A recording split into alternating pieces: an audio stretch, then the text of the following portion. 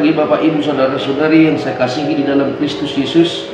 Kita kembali lagi bertemu dalam renungan harian dari HKBP Resort Surabaya pada hari ini, hari Jumat 13 Desember 2024. Sebelum kita mendengarkan firman Tuhan, terlebih dahulu kita berdoa. Kami sungguh berterima kasih kepadamu Allah Bapa di surga, karena kami merasakan kasih setiamu, merasakan berkat-Mu yang sampai saat ini memberi kesehatan dan juga kebahagiaan bagi kami jemaat-Mu. Pada saat ini Bapa, kami mau menyerahkan hidup kami. Sebelum kami beraktivitas, kami ingin terlebih dahulu mendengarkan firman-Mu, karena kami yakin dan percaya firman-Mu adalah pelita bagi hidup kami. Untuk itu ajarlah kami mengerti firman-Mu dan mampukan kami melakukannya di dalam kehidupan kami sehari-hari. Terpujilah nama-Mu. Amin. Bapak Ibu Saudara-saudari yang saya kasihi di dalam Kristus Yesus, firman Tuhan yang menyapa kita pada pagi hari ini tertulis di dalam 1 Korintus pasal 4 ayat 5. 1 Korintus pasal 4 ayat 5. Demikian pembacaan firman Tuhan. Karena itu janganlah menghakimi sebelum waktunya, yaitu sebelum Tuhan datang. Ia akan menerangi juga apa yang tersembunyi dalam kegelapan, dan Ia akan memperlihatkan apa yang direncanakan di dalam hati. Maka tiap-tiap orang akan menerima pujian dari Allah. Kembali saya bacakan. Karena itu janganlah menghakimi sebelum waktunya datang, yaitu sebelum Tuhan datang. Ia akan menerangi juga apa yang tersembunyi dalam kegelapan, dan Ia akan memperlihatkan apa yang direncanakan di dalam hati. Maka tiap-tiap orang akan menerima pujian dari Allah. Demikian pembacaan firman Tuhan.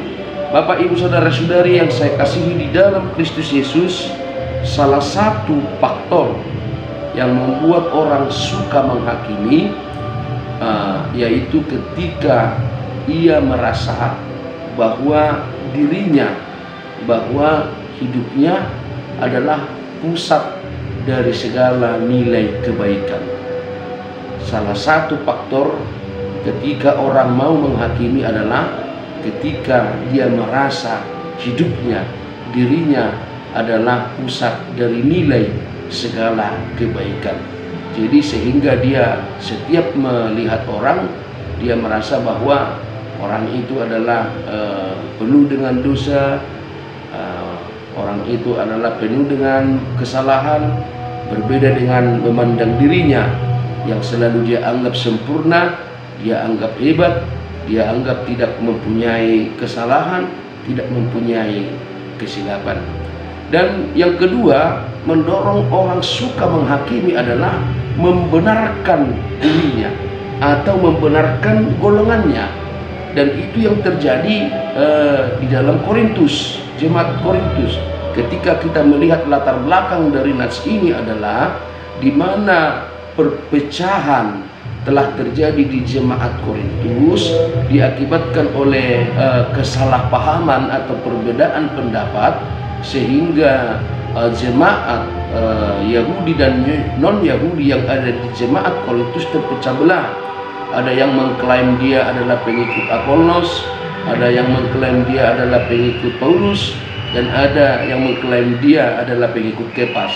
Sehingga karena perpecahan itu, pengikut Apolos atau pengikut Kepas atau pengikut Paulus akan merasa bahwa dirinya atau kelompoknya yang paling benar dan kelompok lain yang salah. Jadi sehingga kalau terus-menerus sifat itu berada atau diam di dalam diri jemaat Korintus, maka perpecahan atau keutuhan yang dibangun oleh mereka selama ini akan segera dihancurkan. Untuk itu Bapak Ibu Saudara-saudari, Paulus melalui suratnya mengingatkan mereka bahwa sesungguhnya orang yang sempurna itu tidak akan dapat ditemukan di muka bumi ini, karena setiap orang memiliki kelemahan. setiap orang pasti memiliki kekurangan.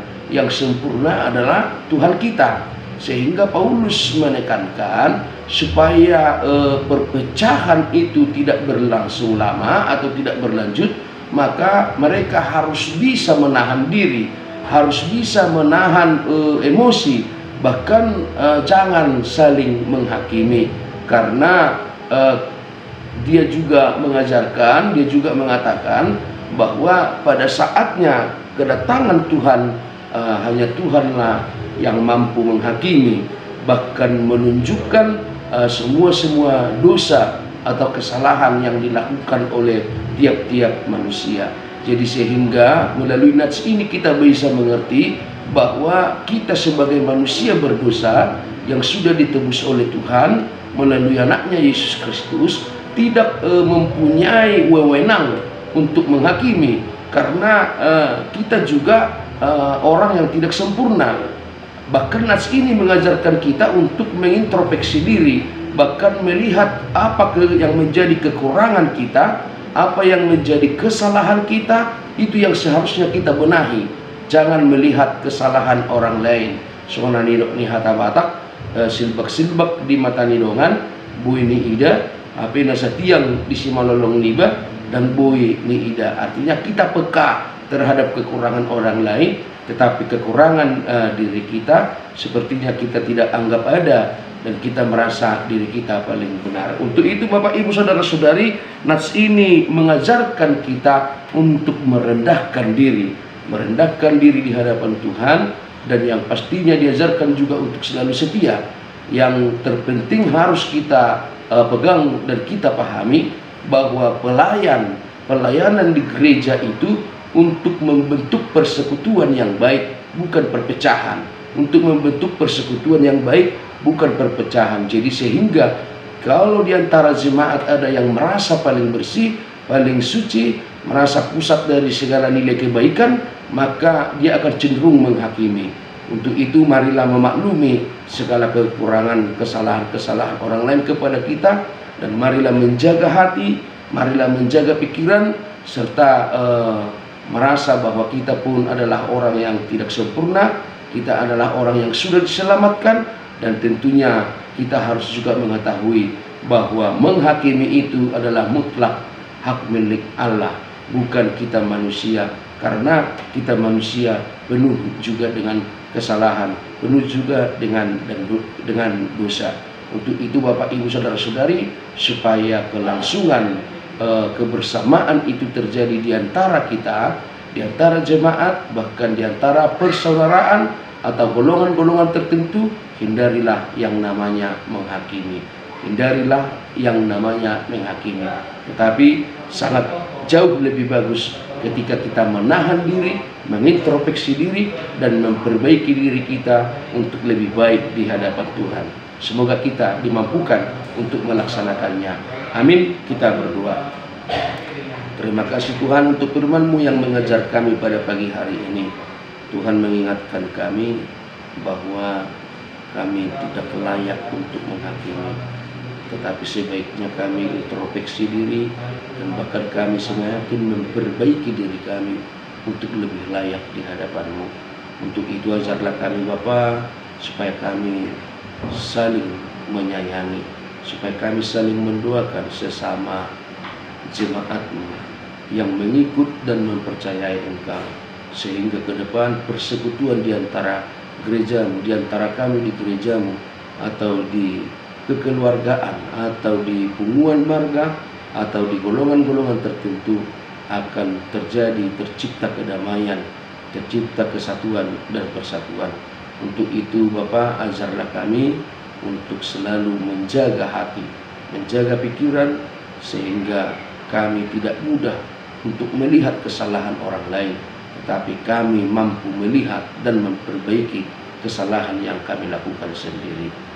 Berkatilah kami semua, berkatilah orang yang percaya kepadamu, berkatilah setiap pengikut-Mu Bapa. Jagai kami kemanapun kami beraktivitas dalam satu hari ini. Tolong Tuhan jaga kami, Tuhan bimbing kami di jalan kami, supaya kami selalu berada di jalan yang benar. Kami serahkan hidup kami hanya ke dalam tangan pengasihan-Mu. Kami yakin dan percaya Tuhan pasti bersama-sama kami melakukan segala kegiatan, melakukan segala pekerjaan yang Tuhan berikan kepada kami. Terpujilah nama-Mu Bapa, sekarang sampai selama-lamanya. Amin. Selamat pagi Bapak Ibu Saudara-saudari, selamat beraktivitas, Tuhan memberkati.